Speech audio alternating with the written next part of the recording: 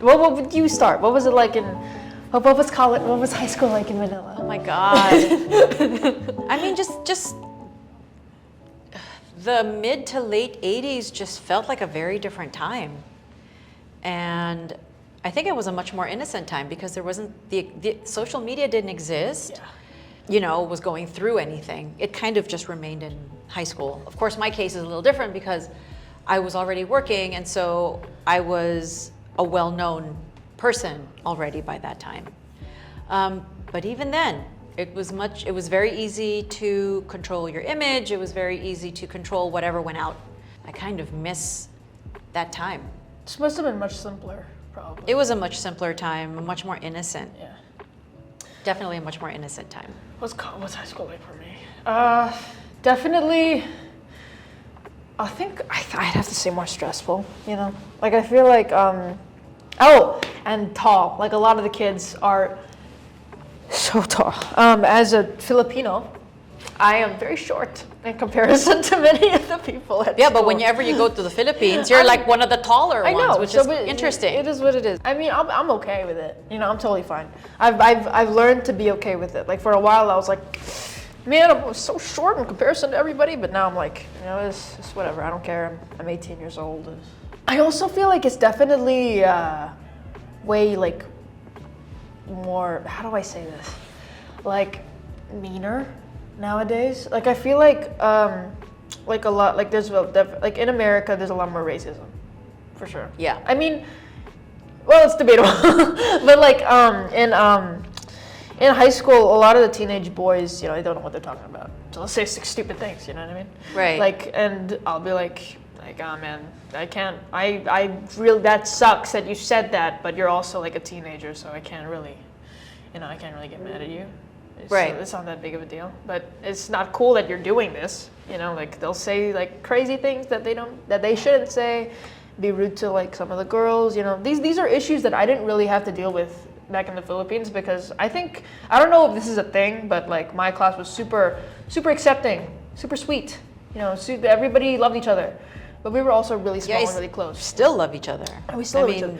But like in America, it's harder to accept new people, I feel like, or at least it was for me. Like there was a moment where I was kind of like an outsider for a while, and I sometimes still feel like that, but it is what it is, you know. It's something you find your people. But you did come out with one really, really good friend. Yeah, and you know that's all you really need, you know. Actually, yeah, that's all you really need. Yeah. Do you have anything? Well, I mean, how being Filipino shapes my everyday life here in America. You definitely feel it way more than you would in the Philippines because I feel like not everybody's Filipino, you know? And I normally on a day-to-day basis I would see people who look like me. Now I don't. You know, now I don't really do that. I don't really get to have that. Yeah. And I have to kind of feel like the representative of my country in the school because I'm the only Filipino kid. Well, you're the only Filipino kid, but you're not the only Filipino person in the school. But, I think I was very fortunate personally. But you should go with the other one. Well, for me, I know what it's like to be one of many Filipinos in a company. For example, like with Miss Saigon, whether I was in London or in New York, I was in the company of so many other Filipinos. So it meant that I could launch into Tagalog and know I could find somebody that would understand. I'm here, you know, in this very strange country with a culture that's so different from mine. I need to hang on to a little bit of home to not go insane. There's that. And then after I left Miss Saigon in New York, like months after, I end up in a show where I am literally the only Asian person in the entire building. And that is interesting. I mean, I'm grateful for the opportunity because it was incredible for someone like me, somebody that looked like me, somebody that, you know, carried the culture that I was carrying to be in this show and feel like I'd better do this well because there were going to be so many pairs of eyes on me waiting for me to fail. So there was that bit of pressure, and I'm like, hell nah, I am not going to allow for any room for anybody to say she doesn't belong up there. See, Cameron McIntosh, you made a mistake in casting her as Eponine in Les Mis. I was not about to, 1, embarrass my boss, number 2, embarrass myself, 3, embarrass my country. It's like, no way, that was not happening. So now, even so many years later, when I sing that song, it means so much more than just it being a beautiful song. There are folks who will come up to me and say, it was that performance that made me decide to get into this, or because you exist in that space, it inspired me to want to do that. I try to be cool and not get too emotional, but it's like, oh wow, to be able to be that for someone. It's pretty crazy and really wonderful. And to continue to work in the Philippines, where you're with your people, creating theater. My favorite thing about Filipino culture is how talented everybody is. Isn't that ridiculous though? Everybody is so talented. It's become such a normal thing, and it makes me really happy, you know, that it's like, yeah, I'm Filipino. Of course I'm talented, you know. Like, I would say, I think I didn't notice this for a while. A lot of foreigners notice this when they come to our country, and they say, you guys are so happy. Filipinos are always so happy. And I'm like, you know what?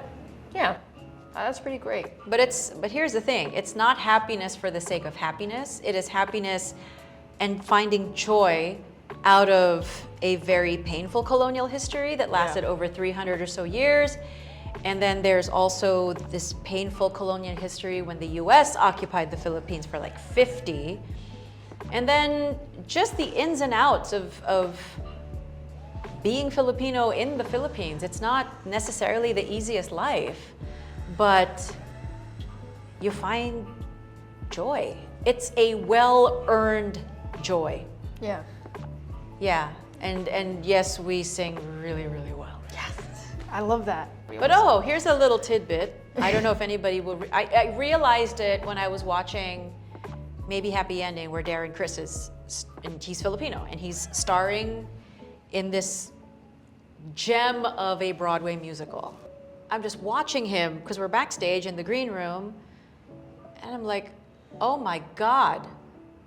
So I was like, he's currently on Broadway now. He's one Filipino, and then Nicole Scherzinger is currently starring in Sunset Boulevard. I'm gonna start the Broadway run of Old Friends March 25th. Ate Eva Noblesada is going to start her run in Cabaret on March 31st. That's 4 Filipino artists are going to be leading Broadway shows, which is unprecedented and something that I think every Filipino that wants to do this can feel like there's definitely a space for me, because when on Broadway has this ever happened? Yeah, we're doing pretty good. I think we're okay. Yeah. We're doing fine. We're doing really, really well. Please talk about your guy. My boy. Your boy. There's a sweetness, you know, that you can't really get mad at him. Like, I feel like Jack is way more That's why like, it's called acting. yeah, I know.